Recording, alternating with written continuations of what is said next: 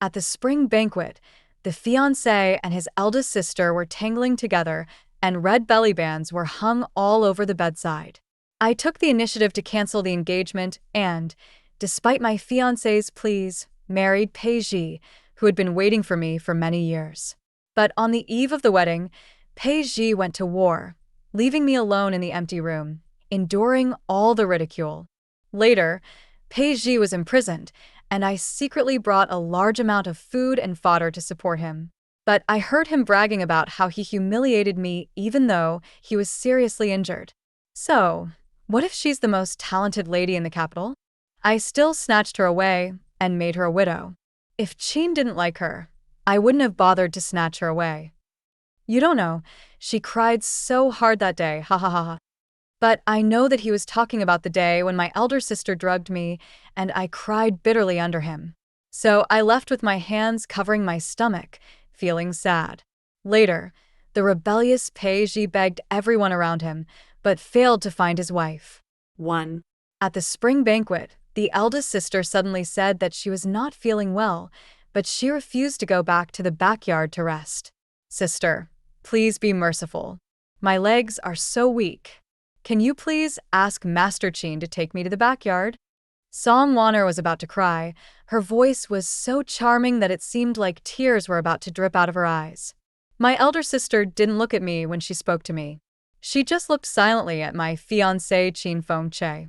He didn't say a word, but was pouring tea for me attentively. All of a sudden, everyone looked over. Most of them were busybodies hoping that we would have a big fight. I swallowed the fragrant tea and spoke slowly. Sister, the Mr. Qin you mentioned is my fiancé. It just so happens that among all the gentlemen present, he is the only one who has an engagement. I see that Mr. Li has already fallen deeply in love with you. Why don't you ask him for help? The eldest sister's face turned even redder. She gritted her teeth, waved away the maid's hand, and stood up tremblingly. Qin Fengche paused while drinking tea, and I spoke at the right time. Ah Che, the tea you pour always has a floral scent. Why don't we go enjoy some flowers to wake ourselves up? Before I finished speaking, my elder sister lost her balance and was about to fall onto Mr. Li, who was grinning at her. Qin Fengche stood up instantly, pushed Master Li away, and carefully caught his elder sister, who was about to fall. But he didn't place the teapot properly, and knocked over the teacup, spilling tea all over me. He pretended not to see it, hugged his elder sister, and said softly, Shiryun, I'm afraid Wana may have eaten something wrong. I'll go find her an antidote. We are a family. I would be worried if someone else came. Good one, we. I stood up to him and said word by word. My elder sister's 2 maids are here. Qin Fengche, if you leave, I won't want you anymore. Qin Fengche looked at me with inexplicable disappointment and pushed me away. Then, he lifted up his weak and boneless elder sister and said, Shiryun, who else wants you besides me? 2. Looking at Qin Fengche's leaving back, I felt cold all over. Hearing the constant mocking and malicious words, Mr. Li, who had not received the beauty just now, spoke with regret. There is a share between legitimate and illegitimate children. The Qin family only agreed to this marriage because they owe your aunt a life. With Master Qin's talent, even the princess is worthy of him. Miss Zhang Er also stood up for Qin Fengche. That's true. Even I, the only legitimate daughter, can't marry into the Qin family, and you, a concubine's daughter, are showing off. Qin Fengche was about to step over the threshold when he was blocked by a tall figure coming towards him. The man who came was Pei Ji, who had been at odds with Qin Fengche since childhood. If Qin Fengche is the son that all civil officials want, then Pei Ji is the apple of the eye of all military generals. However, Qin Fengche looked down on Pei Ji's banditry, and Pei Ji also despised Qin Fengche's hypocrisy and flattery. But there is one thing they are determined to achieve. Pei Ji looked at everyone with sharp eyes, and then his gaze fell on me. My people, why can't I show off my power? After he finished speaking, he seemed to have just noticed Qin Fengche, who was blocked by him. He smiled provocatively, and when he passed by him, he bumped into Qin Fengche, causing him to tremble slightly. The beauty in his arms let out a coquettish snort. The two maids of the eldest sister were so anxious that they wanted to rush forward and cover her mouth. I don't know why, but the evil words I'm used to hearing on a daily basis now make my head feel hot, and I'm almost fainting. I bit my tongue and tried to maintain my sanity. General Pei, men and women should not touch each other. It's better to make it clear. This is my first time meeting His Highness the Crown Prince. I am not anyone's. After saying that, I was helped by my maid Shiyun and went to the backyard to change my clothes that were soaked by tea. The burning gaze behind Rin Ping almost saw through me. But I didn't expect Shiyun to take the clothes and never come back, leaving me alone in the room. As I drank cup after cup of cool tea, I felt hotter and hotter. 3. I was awakened by Shiyun while lying on the couch in the compartment. She was angry and anxious, with tears in her eyes. "Miss, they're going too far. Let's go back home." I pulled down my collar to get some fresh air. It wasn't even summer yet, but I was already feeling hot. Shiyun is 3 years younger than me. At the age of 15, she couldn't hide what was in her heart. She burst into tears as soon as she met my eyes. It turns out something really happened. The eldest sister asked Qin Fengche to send her off, but ended up sending herself to bed. Shiyun said that when she came back, Qin Fengche and his elder sister were caught in bed with their clothes in disarray. There is only one eldest sister, but her red belly bands are hung all over the bedside. It was an indisputable fact that Song Wanner's body was covered in bruises. Qin Fengche was exhausted and fell into a coma, and there was a spot of blood on the couch. I felt the air I exhaled was frighteningly hot, and with shaking hands I poured myself a few more cups of cold tea. While Shiyun was packing her things, I took the silver hairpin on my head in my hand. If necessary, I could prick my palm with it so that I could stay half awake. The problem should be in the tea that Qin Fengche poured for me. Song Wanner wanted to plot against him and destroy me at the same time. It's terrifying to think about what might have happened to the unconscious concubine in this strange mansion. I urged Shiyun to leave quickly, but unexpectedly, the door was pushed open by someone. The man was disheveled, with most of his fair chest exposed, and looked panicked, nothing like the Qin Fengche in my memory. He panted, his voice trembling. "Yun, are you okay? There's something wrong with the tea." Seeing the red marks on Qin Fengche's chest, I clenched the silver hairpin in my hand. My eyes were dry, but I couldn't cry. "Mr. Qin, just take care of yourself now. I won't bother you anymore." Qin Fengche escaped from somewhere, followed by a large group of people. In the corner, a strange man with a regretful look on his face was quietly leaving along the wall. At this moment, my anxious heart finally settled down. Thank God, it's a good thing Shiyun came back early. Otherwise, a man from outside would have broken into the room when I was unconscious, and Qin Fengche would have brought in so many people. Even if I had 10 mouths, I couldn't explain it clearly. I just handed him the thing in my hand with a sullen face. When Qin Fengche saw what I took out, his originally blushing face instantly faded and his expression became serious. "Are you sure?" I then took off my bracelet and handed it to Qin Fengche. They were both tokens of love given to me by my elders. "I told you I don't want you anymore." But he didn't take it, anger accumulating in his eyes. "Our marriage has been arranged long ago. Everyone in the capital knows it. You have been my wife since childhood. Who else can you marry except me? Yun, be good. Even if you are a concubine's daughter, she is at most a co-wife." As soon as these words came out, my head felt like it was on fire. My hands and feet felt so hot that they became limp. I reached out to support Shiyun, but someone held me firmly. She said, "No, you don't understand." 4. The pleasant cool fragrance coming from my nose was Pei Ji. He is tall and very imposing. Everyone in the capital knew that he fell in love with me at first sight. Even though I had been engaged since I was a child, he was still willing to chase after me. I only reached Pei Ji's shoulders, and his big hands were supporting my waist from an angle that no one else could see. Then, Pei Ji took the token from my hand and threw it to Qin Fengche with great disdain. Then, in front of everyone's shocked gazes, Peiji took out a golden phoenix hairpin from his arms and inserted it into my hair.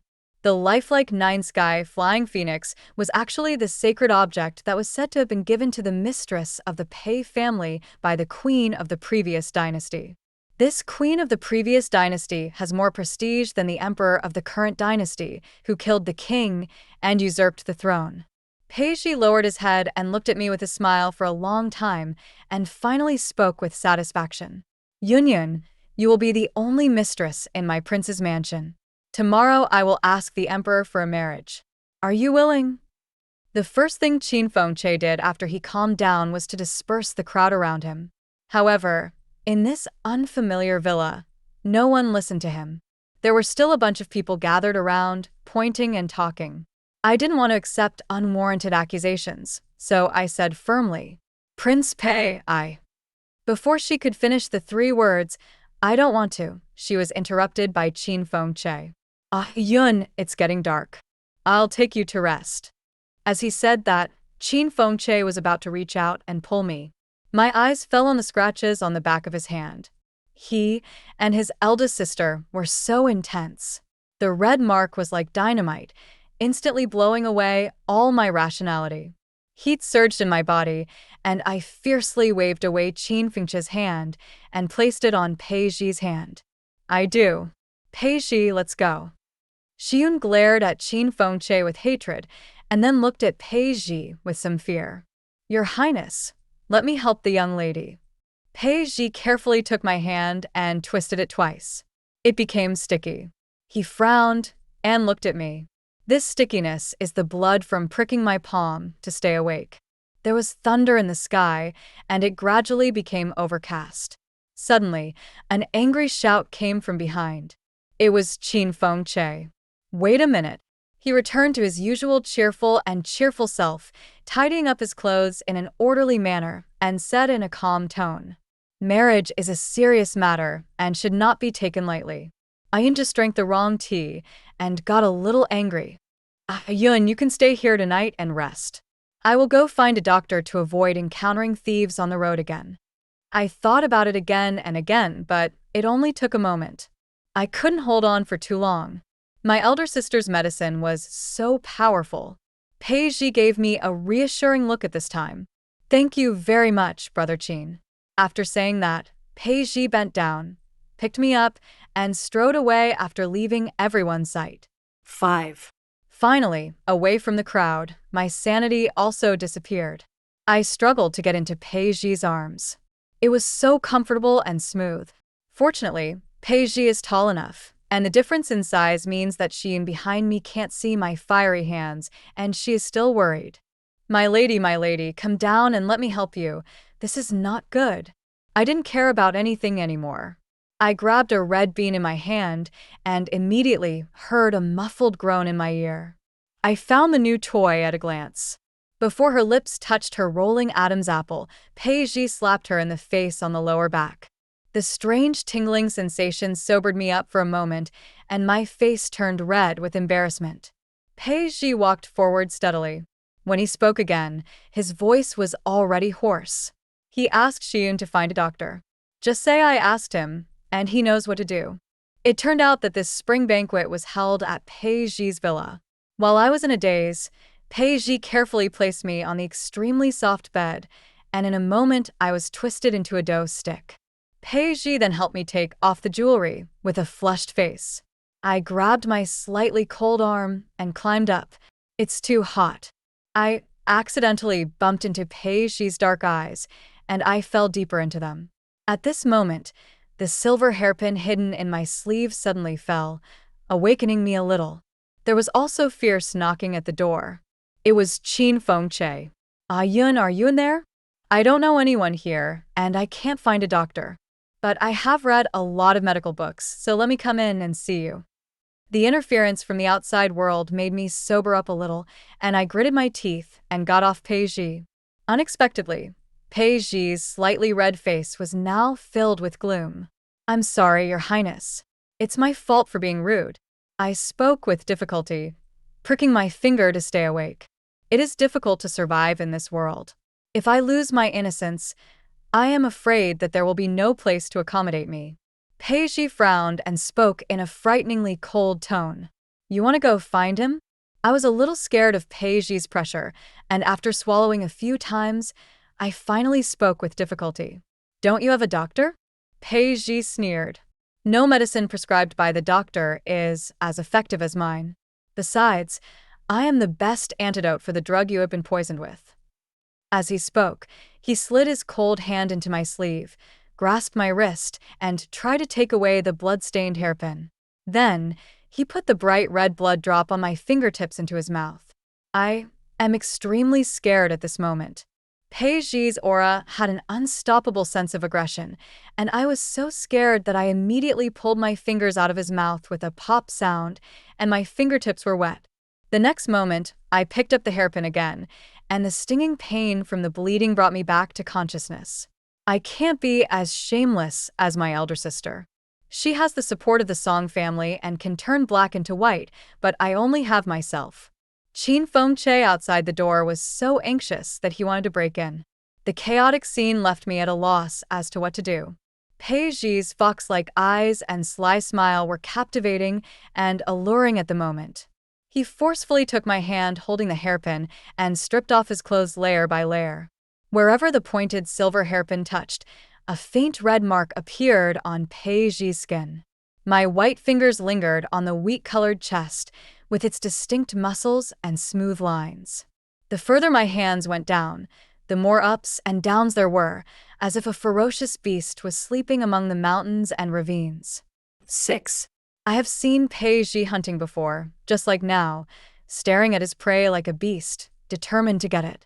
He and Qin Fengche are two completely different people. Qin Fengche is a young man from an aristocratic family who is as gentle as jade and is always calm and gentle. So when I saw Qin Fengche and his eldest sister having such an intense affair, the tension in my heart finally broke. It turns out that the love of love can turn a humble gentleman into a hungry wolf. When I thought of this, I felt nauseous and even more terrified of Peiji.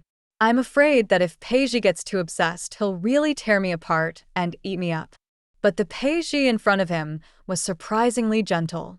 He pressed me gently against his chest, and the delicate touch made me fall in love with him. Then he held my face and kissed me, but the kiss ended immediately. What are you afraid of? Peiji, always keep my word.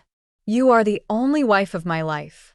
The more excited Qin Fengche outside the door became, the calmer Peiji became. His eyes were fixed on my neck, which was scratched by the silver hairpin. The next moment, Peiji came close to me and flicked his tongue. This feeling was extremely strange. My whole body was numb, and my rationality was completely burned out by the surging heat. My eyes were filled with tears, and my hands were unconsciously groping his body, wanting more. Peiji pecked my eyebrows and said in a seductive voice, "Get that guy out of here." As he spoke, Peiji picked me up with one hand, had me sit on his strong arms like a child, and flashed to the door. "Let him go. I'll give you whatever you want." Now there's really only a wall between me and Qin Fengche. Peiji is forcing me to make a choice. Qin Fengche became even more anxious when he heard rustling sounds in the room, and the doors and windows were shaken by his knocks. To be honest, I have had a rebellious nature since I was a child, and sudden discipline from others would only make me feel disgusted. Why should I listen to him? If I want something, I will get it myself. So when I heard Peiji's pressure, I sobered up for a moment. A smile appeared on the corner of my lips. I pulled Peiji's collar, and my eyes slid from his rosy lips to his dark eyes. In his determined look, I brushed his lips, turned around, and said to Qin Fengche outside the door, "The door is not closed. Please come in." 7. Peiji in front of me looked stunned, with a hint of hurt in his eyes. He didn't expect that I would refuse and let Qin Fengche in. But he was stubborn and firmly put his arms around my waist, pulled me into his arms, lowered his head, and kissed me forcefully. I knew what he was thinking. He wanted Qin Fengche to see him kissing me as soon as he opened the door. I pulled my hand out from Peiji's shirt, put it on his lips, and slowly pushed his head away. My other hand covered his neck, stroking his protruding Adam's apple, and I spoke in a low voice. "Che, if you are not afraid of your dirty body polluting my eyes, then come in." The person who was pushing the door suddenly stopped, and even Peiji froze for a moment. Soon, he felt something wet on his palms. Peiji, with a smile on his face, hugged me and was about to sit on the chair behind him. Che, outside the door, was silent. When he spoke, his voice was trembling. From the sound, he was slowly moving away. His voice was filled with sorrow. "Sure, Yun, I'm going to go back and wash myself now. Please don't leave me." We agreed. I was too lazy to listen to Qin Fengche's verbal promises anymore. I was just blinded by his aura of erudition and talent. Since we first fell in love, his contribution has not been as much as that of Peiji, an outsider. I was treated harshly by my elder sister and mother in the Song family. Qin Fengche did not show any other appreciation except giving me a few sets of expensive cotton underwear. On the contrary, Peiji would always add fuel to the fire when I secretly took revenge on my eldest sister every time he saw me suffer at the hands of her. Even the various gold, silver, and jewelry, thanks to Peiji, I saw a lot more when I returned them to him. If Peiji, who was grinning at the moment, had a tail behind him, he would surely be able to fly into the sky. His deep eyes almost drowned me, and I touched his eyebrows unconsciously. If Peiji is a good man, I am willing to be like a moth to a flame and trust him wholeheartedly. I kissed Peiji's lips soothingly and turned to lock the door. Peiji really didn't close the door just now. He always believed that he could control everything. I was fixing the door latches one by one when I suddenly heard a sound of something heavy falling behind me. Peiji suddenly lost his strength and fell into the chair. His eyes were full of confusion, and he tried to say something, but he didn't have the strength. I was a little flustered and went to check on him with my paralyzed body. I had to use Peiji's antidote, and he couldn't be without it. So I reached out and touched it. Peiji's cheeks turned red with shame, and his ears were red enough to bleed. He stared at me with wide eyes in shame and anger. Fortunately, the medicine I hid in the cracks of my fingernails only made Peiji weak, but not unable to do anything. Look at his heroic posture. I secretly thanked myself for giving him the medicine when I touched his neck, otherwise I would have suffered a great loss. Then he slowly sat down. After a moment, I bit my lip and stood up with difficulty. I just managed to pull up my sleeves to cover Peiji's still proud place, and then I fell onto the clean and soft couch with my soft legs. I let out a sigh of satisfaction. I'm so tired. I didn't care about loosening Peiji's hands, which were tied behind the back of the chair. I just wanted to fall into a deep sleep. Unexpectedly, Peiji suddenly spoke, his voice hoarse and full of danger. "Ah, Yun, if you throw something away after using it, you are not a good girl." I was so frightened that my eyes widened. I saw Peiji, who had his back to me, glance slightly to the side, motioning for me to look at his bound hands. Tied up well. Just when I was breathing a sigh of relief, he just moved his fingers, and the strips of cloth that were tightly wrapped around me broke into pieces. The next moment, I was surrounded by a tall figure. The bed curtains were drawn, and the room was filled with spring light. 8. Peiji really did what he said. When the imperial decree for marriage arrived the next day, I woke up in my room feeling refreshed. When I dragged my weak body to receive the order, I saw Peiji, who looked refreshed and stood out in the crowd. Not far away was Qin Fengche, who had a pale face and looked even weaker than me. I could vaguely see that his hands were wrapped in thick gauze.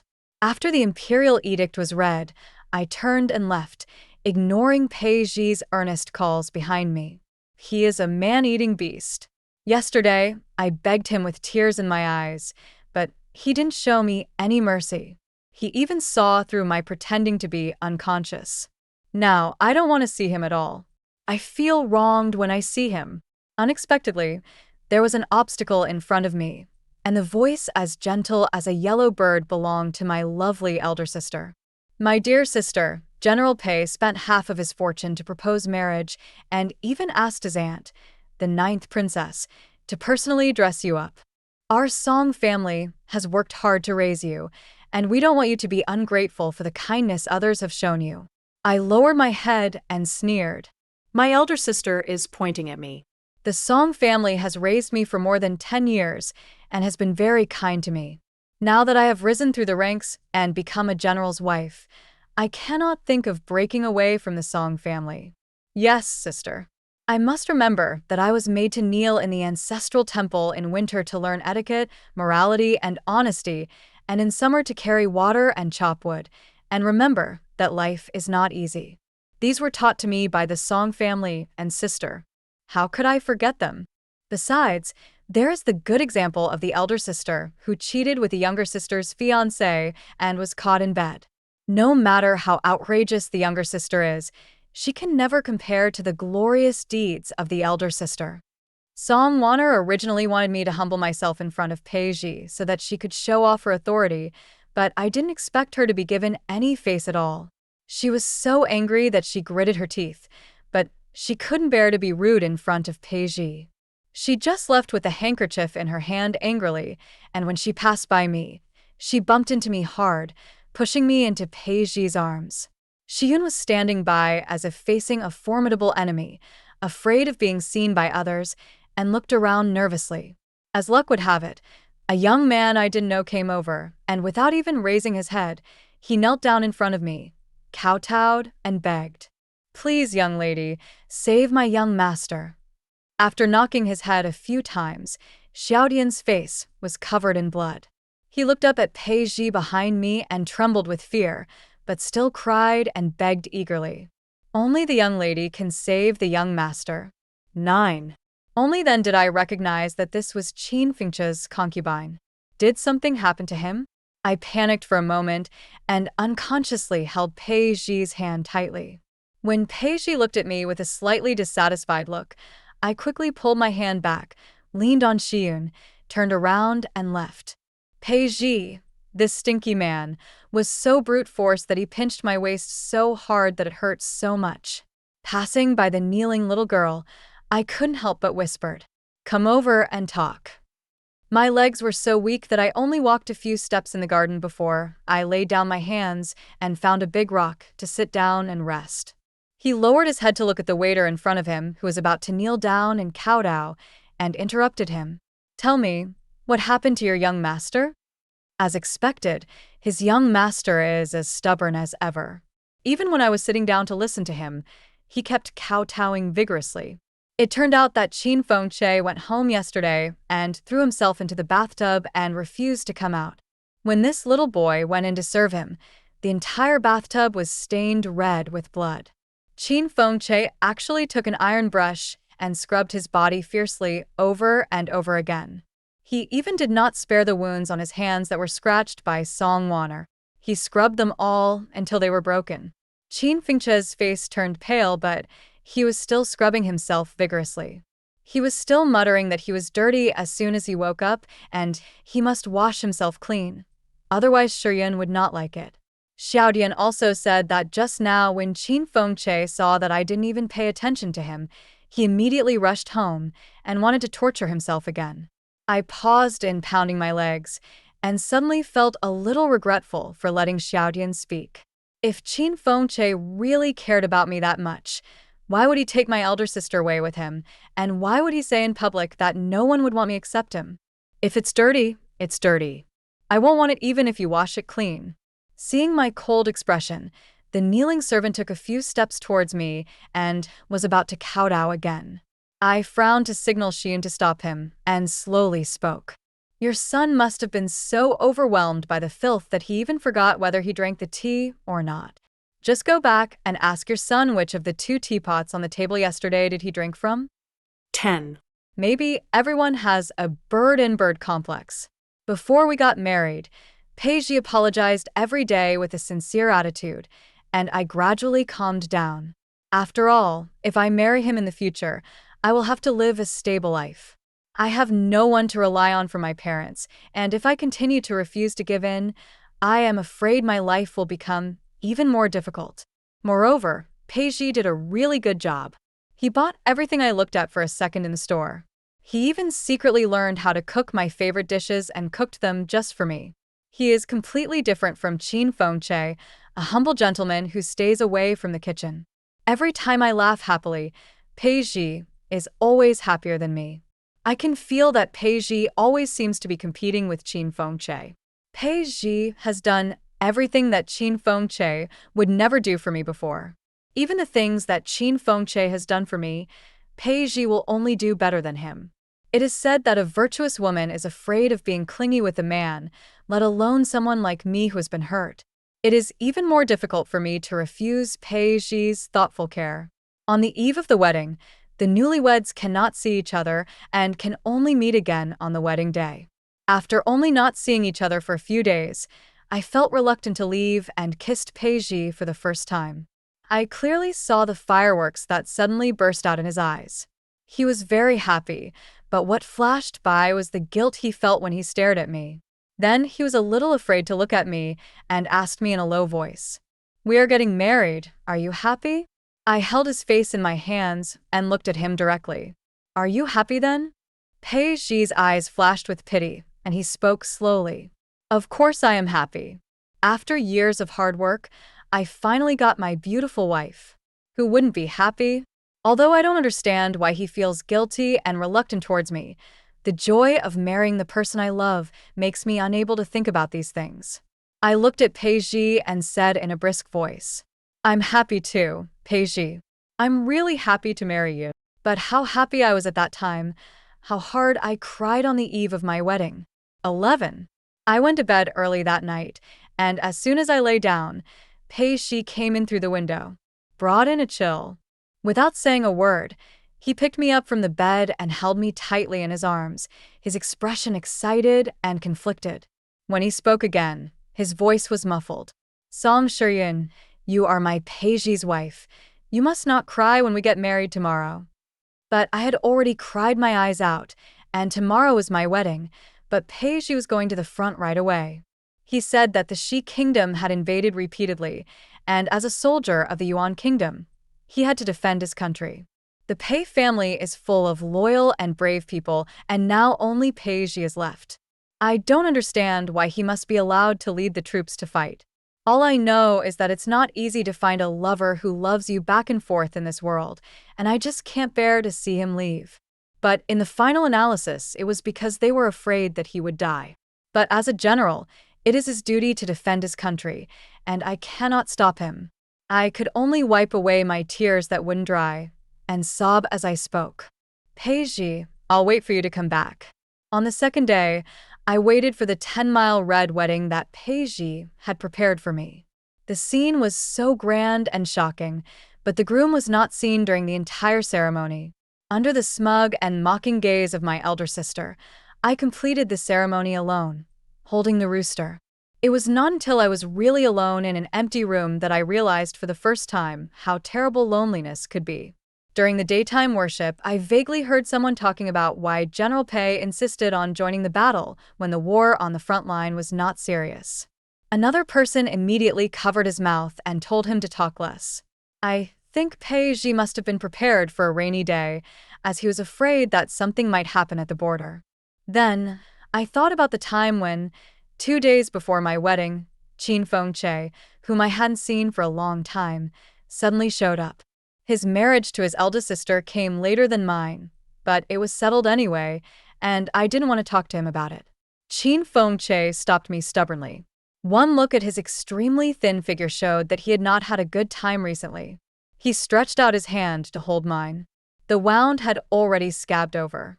But even if the scar was lighter, it was evidence that he gave up on me and chose my eldest sister. I looked at him impatiently and said coldly, "What can I do for you?" Qin Fengche looked at me, his eyes full of guilt after hurting me. Only then did I suddenly realize that Pei Ji also had such a guilty look when he looked at me, but Pei Ji was obviously very good to me and had never hurt me. "Shiyun, Pei Ji is not a good man, I interrupted him before he could finish his words. "If Pei Ji is not the one, then what about you, who was caught cheating in bed?" Qin Fengche was startled and looked at me hurt. Yun, it was you who reminded me, and I checked it out right away, but you and Peiji are getting married soon, so it's too late for me to do anything. I didn't want to listen to Qin Fengche's nonsense, so I turned and left. Qin Fengche continued to speak. Yun, I know you are cruel to others and even crueler to yourself. If you find out the harm done by Peiji, you must leave me as easily as you abandon me. I snorted coldly. It was clearly Qin Fengche who betrayed me, but now he acted as if he was the victim. But his words reminded me, would Peiji really hurt me? I didn't want to believe it, and just thought that Peiji was sacrificing his own family for the sake of everyone. Every day after that, I stayed alone in my empty room. In this huge general's mansion, at night, the whole mansion became frighteningly quiet. I could only hold tightly the jade pendant that Peiji gave me before he left to strengthen my courage, as if he was accompanying me.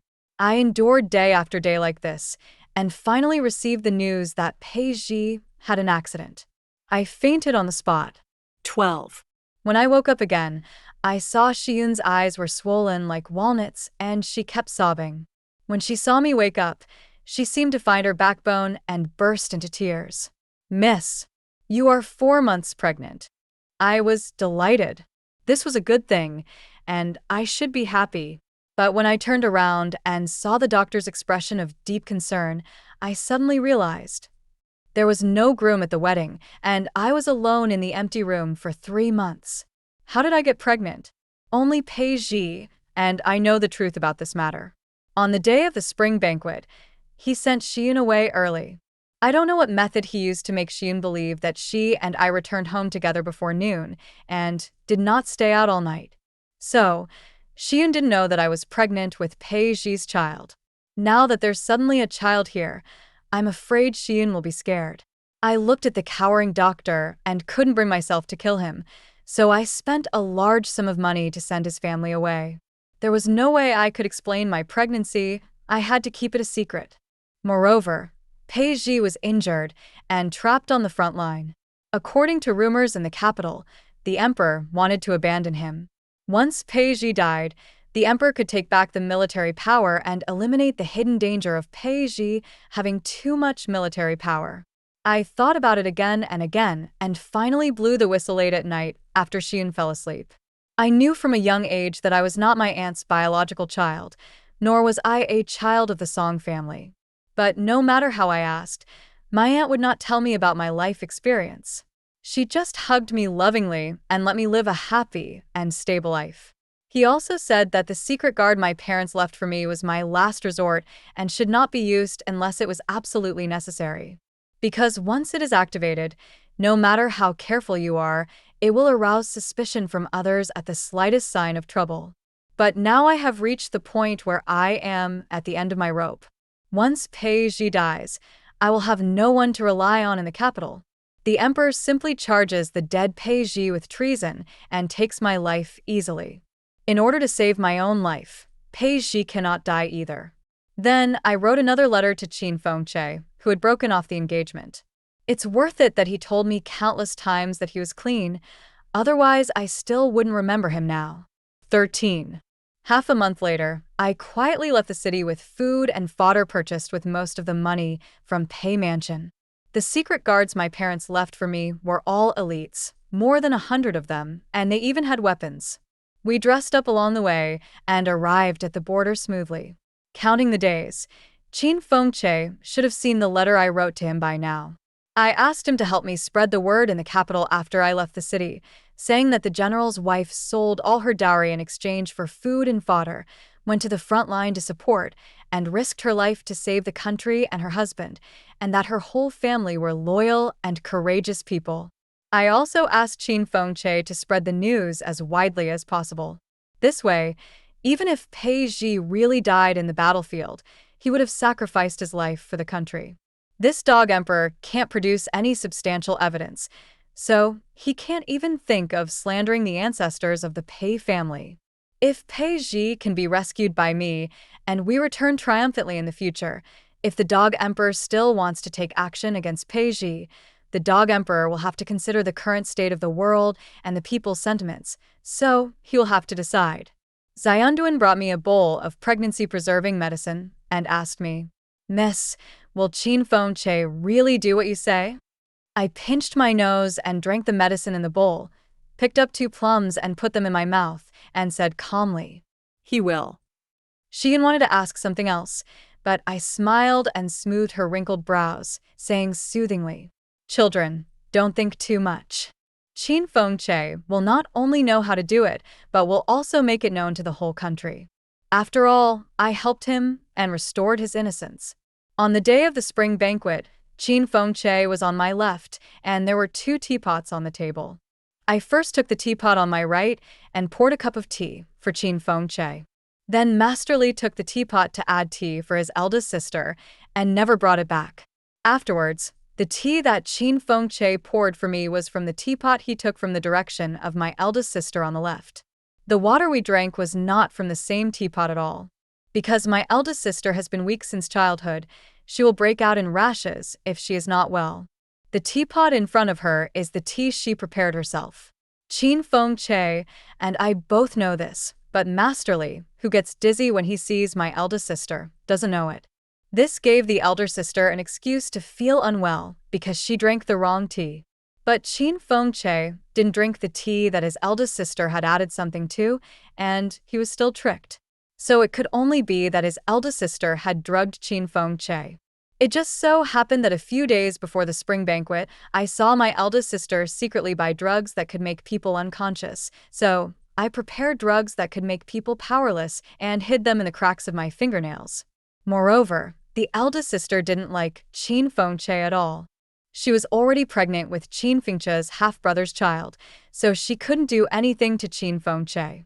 The reason why he plotted against Qin Feng Che was simply because his half-brother was unwilling to marry his legitimate sister, but his legitimate sister could not swallow this humiliation and insisted on marrying into the Qin family.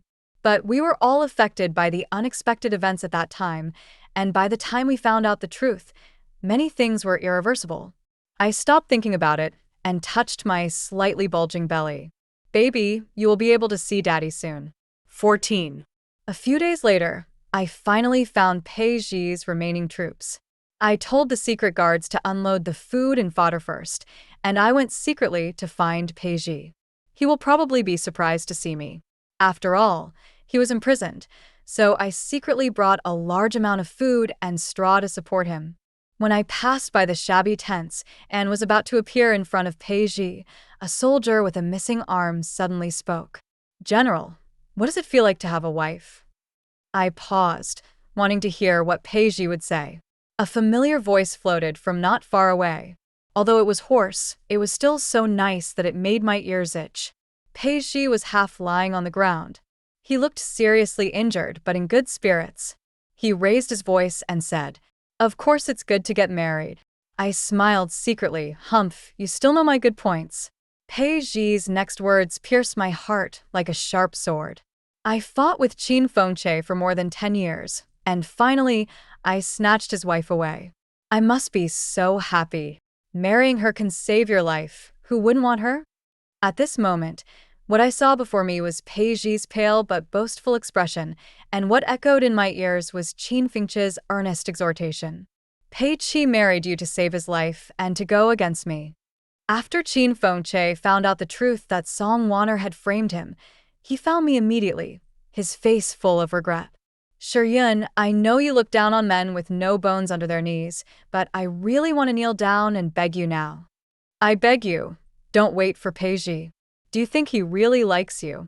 I admit that I used to think you would never leave me. That's why I treated you badly and said in front of so many people that no one wanted you except me. But I didn't mean any harm. I was just afraid that your elder sister would secretly bully you again when she returned, but you didn't tell me and just endured it silently, so I agreed to send her back. But Pei Zhi is different. From the beginning to the end, he just thought that snatching you away would show that he is better than me and has defeated me. It was not until this moment when I heard Pei Zhi say in person that marrying me could save his life that I finally believed that Pei Zhi married me to avoid the Dog Emperor's suspicion. Although he was the only one left in the Pei family, all the military power of the Pei family was in Pei Ji's hands. The emperor had been wary of him since he usurped the throne. Once Pei Ji chooses a girl from a noble family and gets her help, she will become a complete threat to the imperial power. But choosing me is different. Firstly, the Song family is not that powerful, and secondly, I am just a concubine's daughter. Not far away, Pei Ji was seriously injured, but was still showing off how he humiliated me. So, what if she's the most talented lady in the capital? I still snatched her away and made her a widow. If Qin didn't like her, I wouldn't have bothered to snatch her away. Every time Pei Ji spoke, I was pierced by a sharp blade. You don't know, she cried so hard that day and she threw herself into my arms, ha ha ha.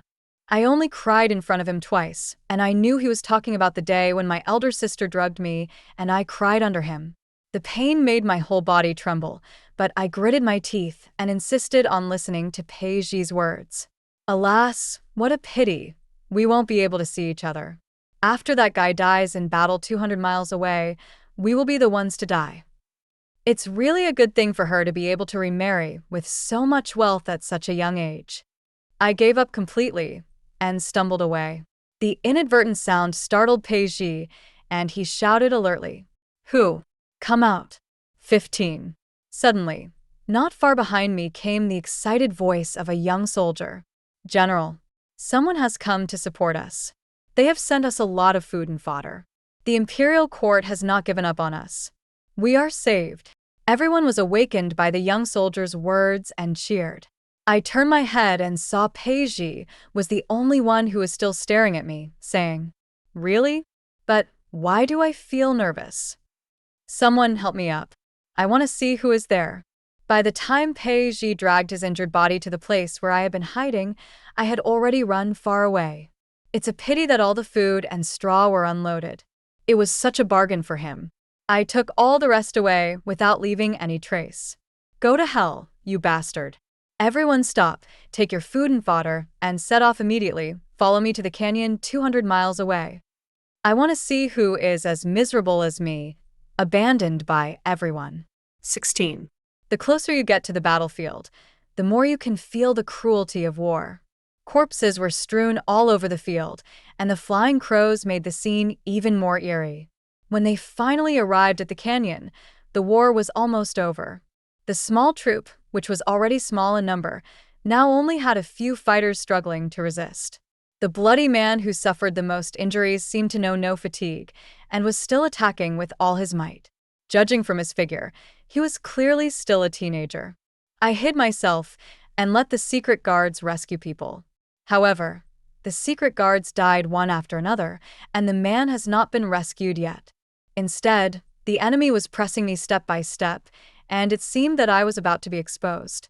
Suddenly, I heard the sound of a blade cutting through the air, and a sharp sword came towards me, followed by a muffled groan.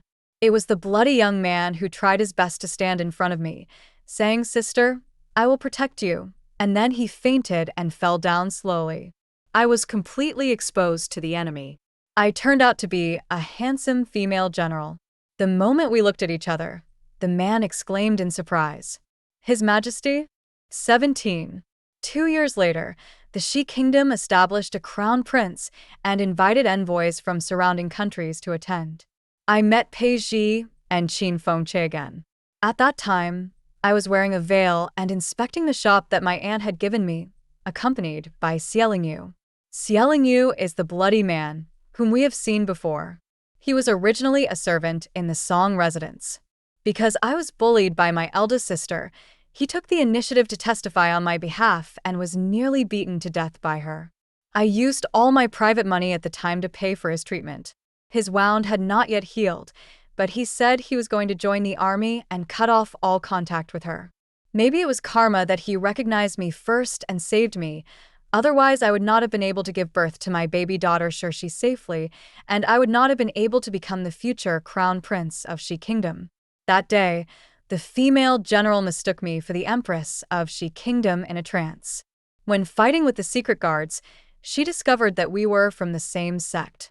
In the end, she took me directly to the Shi Kingdom palace. Only then did I know my own background. It turns out that I was forced to be a concubine in the Song family because I was an orphan of the previous dynasty of Yuan Kingdom. The emperor of the previous dynasty was indecisive and soft-hearted, and eventually he nurtured a tiger to harm him. He was forced to abdicate and usurped the throne. My mother gave birth to me at great effort. The nine-sky flying phoenix hairpin that Pei Ji wore on my head was my mother's. The Empress of Shi State was my mother's younger sister, my aunt. She had no feelings for love between men and women, and after 20 years on the throne, her harem was empty. The ministers gave countless warnings, but the Empress remained unmoved until I was brought back to the palace, and I naturally became the crown prince. In the enthronement ceremony a few days later, Shi State will announce it to the world with the most solemn etiquette. I took advantage of this free time to take Xiaoxi out for some fresh air. Suddenly, a long-lost voice came from behind. It was Pei Ji. His voice was trembling and full of disbelief. "Songsin, stop." I turned a deaf ear to them and continued walking forward.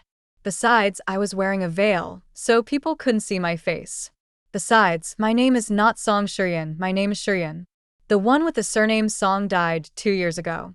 If Pei Ji could find the broken jade pendant he gave me, he would know that the Song Shiyan he mentioned had died on the way to deliver food and fodder to him. But now it seems that Pei Ji did not find the broken jade pendant.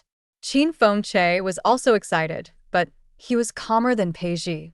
Then, Pei Ji saw Xie Lingyu holding Xiaoxi and said excitedly, "I knew you wouldn't die. If you're still alive, why don't you come back to find me?"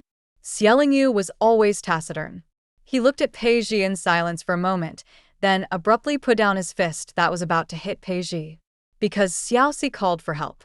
She grabbed Xie Ling's gloomy hair and called to him in a childish voice, "Daddy, Daddy." Xie Lingyu was stunned, with a smile in his eyes. I happily took Xiaoxi and walked into the shop. I can't help feeling jealous.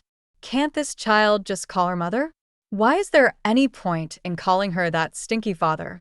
But I didn't expect that Pei Ji actually found the broken jade pendant, put it together carefully, and hung it around his waist. Pei Ji and Qin Fengche saw me leaving and wanted to follow me, but were stopped by Xie Lingyu. Please stay.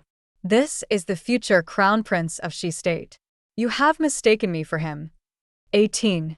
After I settled down in Shi State, I immediately sent someone to inquire about Pei Ji's news. I want to know how he is doing. If he lives a good life, I will find ways to make him suffer. But as far as I know, he has not been having a good time in the past 2 years. When he suddenly received reinforcements of food and grass, he became suspicious and chased them all the way to a canyon full of corpses. Finally, in the burnt ruins, I found the jade pendant that I had smashed, and there should also be the hairpin that I had deliberately thrown away. They were all given to me by Pei Ji. According to the spies, Pei Ji was seriously injured. After receiving the reinforcements, he rested for a while.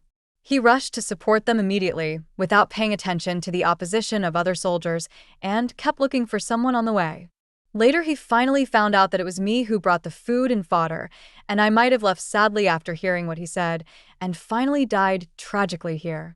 Pei Ji, who was holding his breath, finally burst into tears with a grief-stricken face, vomited blood, and fainted. During the nearly half a month that he was sent back to Yuan country to recuperate, he did not wake up and was still tightly clutching the broken jade pendant in his hand. As soon as Pei Ji woke up, he was knocked unconscious by the haggard-looking Qin Fengche. Pei Ji, who was recuperating from his injuries, did not care that he had not yet fully recovered. He ran around looking for her, begging everyone around him, but he could not find the lady whom he said loved him dearly. Even word gradually spread in the capital that it was Pei Ji who killed Madame Pei, who was deeply loved by the people. Rumor has it that Pei Ji scolded the general's wife who risked her life to come to the battlefield and told her to go back home to guard the Pei mansion. This made the general's wife extremely heartbroken, and she unfortunately died on the border. Pei Ji's injury could have been healed in a year of rest, but he was beaten by Qin Fengche, a civil official, and it took him almost 2 years to recover. Then he was thrown by the dog emperor of Yuan Kingdom to Shi Kingdom to watch the ceremony. One is a civil official, the other is a military official. Besides showing weakness, Yuan state also means that these two people are pawns that Yuan state can discard at any time. If Shi state threatens them with their lives, it will be in vain. Moreover, the Qin family was suppressed by the dog emperor because Qin's father was loyal to the previous dynasty. Qin's father even publicly stated that if a wise ruler could be like my aunt, then it would be okay for Yuan Kingdom to have a female emperor. I never thought that the two people who had always given up on others would now be the ones being abandoned. 19. The ceremony of enthroning a prince is much more complicated than a wedding. After I accepted the enthronement ceremony in front of everyone, I stood on the high platform facing everyone. I clearly saw that Pei Ji, who originally didn't care about etiquette, was yawning wantonly, but when he saw me, he was petrified instantly. If Qin Fengche, who was equally shocked, hadn't tried his best to hold him back, Pei Ji, with his bloodshot eyes, would have rushed forward recklessly. I wasn't trying to hide from him, or anyone else. Our identities determined that we were bound to meet. The dog emperor killed my parents, treated the people harshly, and made people live in misery. The kingdom that was lost to power seekers and usurpers should be returned to its original owner.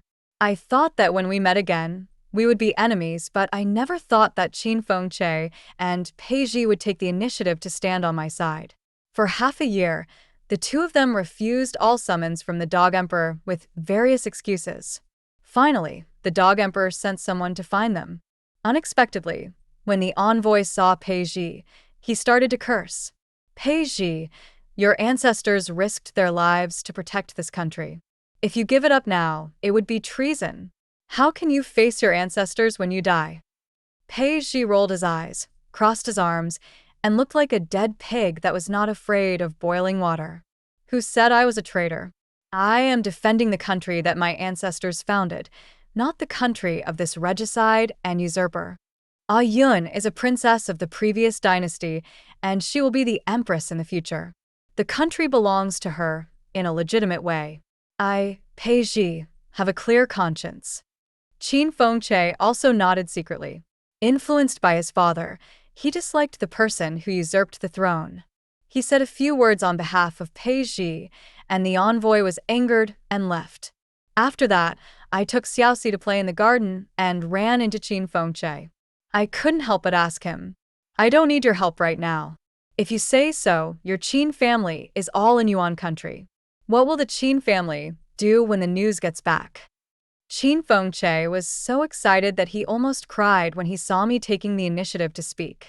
He was afraid that I would get impatient, so he tried his best to control his emotions and responded with a smile.